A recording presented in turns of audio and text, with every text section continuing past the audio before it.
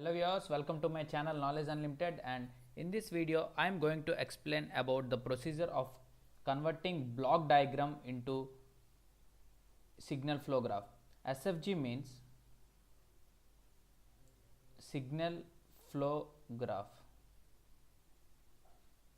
Signal flow graph, and this video can be considered as introduction part before dealing with signal flow graphs. So you might come across the doubt that what is the necessary of studying about signal flow graph. We are having block diagram reduction, so we can find the transfer function of any system by using the block diagram reduction. But if the number of blocks or the interconnection between them and the feedback paths are very huge, or if they are more, then the complexity of reducing the given system or finding the transfer function of the given system using the block diagram will become complex. So in that scenario, the signal flow graph method will help us to find the transfer function of the system very effectively and easily. So to solve or to simplify using signal flow graph, first of all you should be able to convert the block diagram into signal flow graph. So to convert the block diagram into signal flow graph, these are the three important and necessary rules which are more than enough, so that if you can understand these three rules, then you can convert any block diagram into the respective signal flow graph. So in this video I am going to explain an example of how to convert a block diagram into signal flow graph, and in the next consecutive videos I am going to find the transfer function of the block diagram that we are going to see now using signal flow graph and using block diagram reduction, so that you can know that which procedure is easy to find the transfer function of the system. So let's get started. So the first point is assume input and output as nodes. So here you can see that this is my input and this was my output. So this input as well as this output should be assumed as two different nodes, and that is the first point. And the second point was assume each and every summing point, takeoff point as node, and give numbering to the nodes from input to output. So if this was my input side and this was my output side, then along this direction each and every summing point and takeoff point should be given as each node numbering. And the third point was joining the nodes without changing the signal flow. This was very important point, that the direction of signal flow should not change while converting from block diagram to signal flow graph. Here you can see that there are arrows given which mentions or which gives us the information of how the signal was flowing in the circuit or in the system.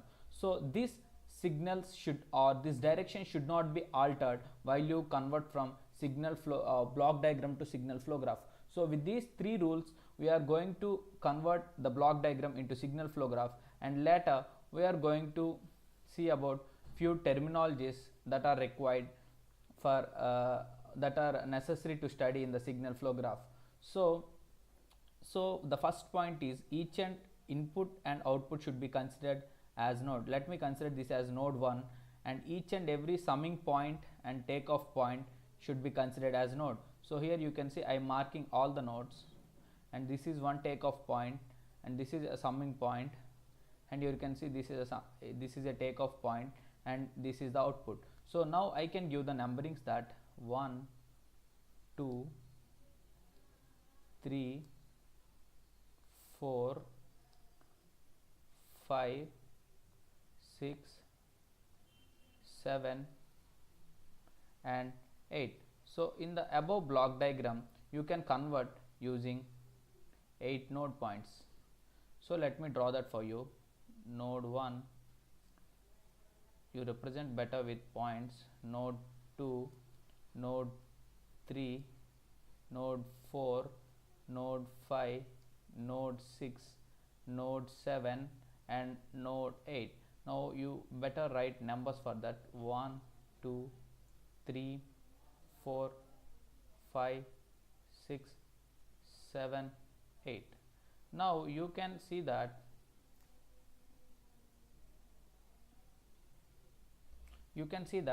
from 1 to 2 there is no gain given, so that means here the gain is 1,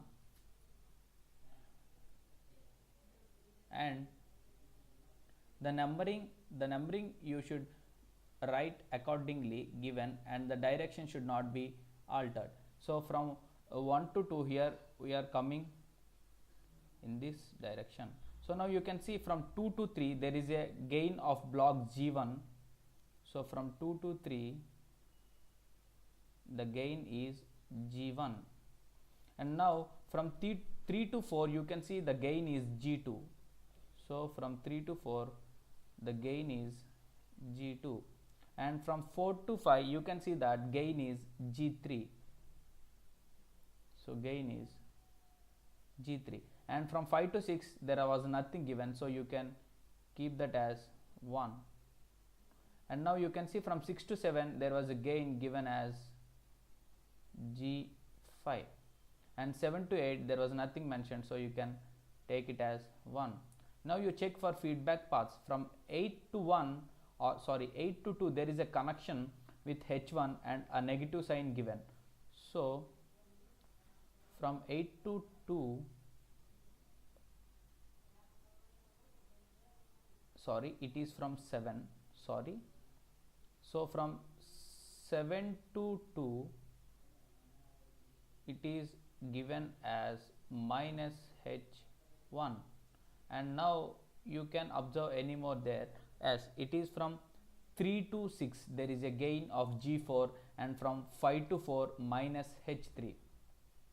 Let me take 5 to 4 as minus 5 to 4 as minus H3, and 3 to 6 as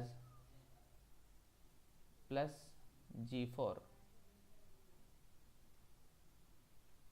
So this was the signal flow graph for the given block diagram. So now you can see that this represents the same as the above block diagram that we had written.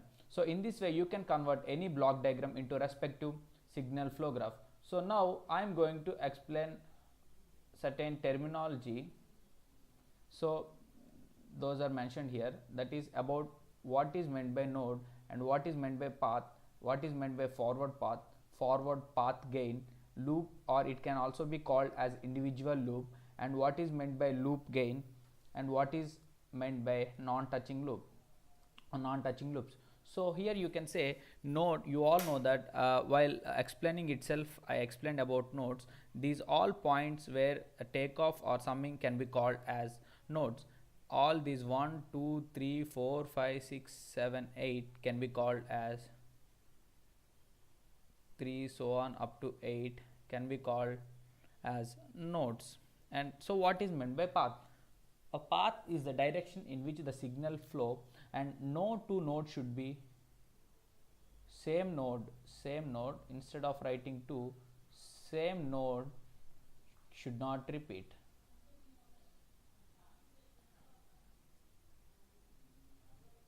So path means same node should not repeat, and forward path means the direction should be from input to output, and it should not come in the direction of input to output, but should not come backward. So that can be called as forward path. And in that forward, now you can see in the above example the forward paths are 1, 2, 3, 4, 5, 6, 7, 8. So 1 to 8 can be called as one forward path, and you can also see that there was one more forward path, that is from 1, 2, 3, and directly you are going to 6, 7, 8.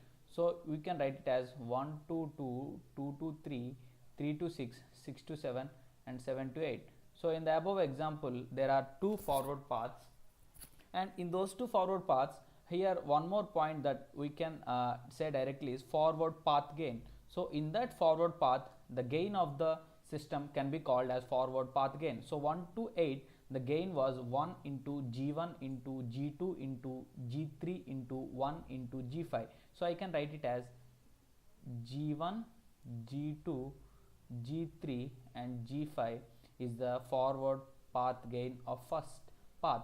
And similarly you can write for path 2, that is 1 2 3 6 7 8 as g1 into g4 into g5, that is g1 into g4 into g5. So this is the second forward path gain. So coming to other terminology, that is loop or individual loop and loop gain. So you can explain here. Let me take an example of 4 5 4. Here it is forming a loop 4 5 4. This is forming a loop. Let me call it as loop 1. And you can also see that 2 to 3, 3 to 6, 6 to 7, and again 7 to 2. So this is also forming one more loop, that is 2 to 3, 3 to 6, 6 to 7, again 7 to 2. So this is also forming one more loop. So these type of closed structures can be called as loops. And now you can see that from that you can say loop gain, the product of gains through that loop can be called as loop gain. Let me take another color. So here you can see for the first loop, the loop gain was, as the loop is between 4 5 and 4, it is g3 into minus h3. So minus g3 h3 is the loop gain of first loop. And for second loop you can take it as g1, and for the second one it is g1 into g4 into g5 into minus h3. So it is minus g1 g4 g5 and h3. So this is the loop gain of second loop, and this is the loop gain of first loop.